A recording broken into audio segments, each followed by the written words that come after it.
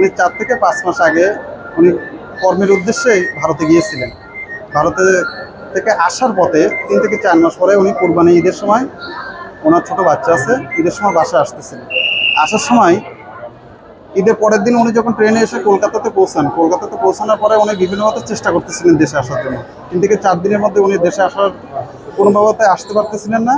বিভিন্ন মারফত বা দালালের মাধ্যমে উনি আগামীকাল বা গতকাল উনি রাত্রে আসার জন্য চেষ্টা করতেছিলেন এবং আমাদের কাছে ফোনও দিয়েছিলেন যে আমি আজকে রাত্রেই রওনা দেব।